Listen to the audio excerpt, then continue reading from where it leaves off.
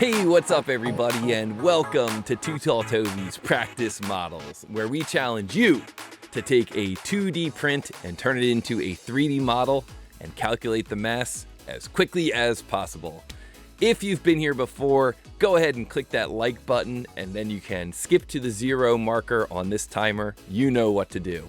If you're here for the first time, welcome. The goal of this video series is to provide you with good quality 2D prints that have all the dimensions and information you need to create a 3D model. So here's how these challenges work. I'm going to show you a 2D print when this timer gets to 0.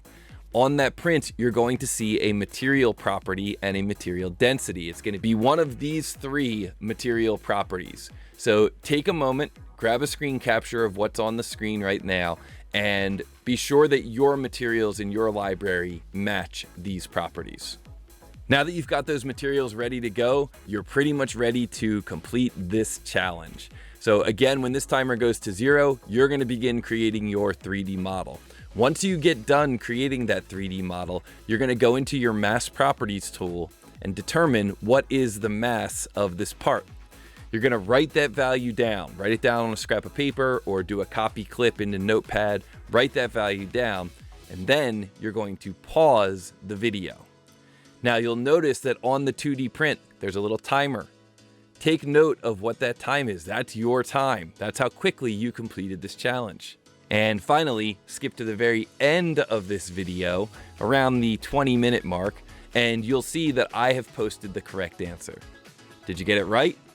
If you did, go down into the comments and leave me a comment. Let me know how long it took you and what you thought about that challenge.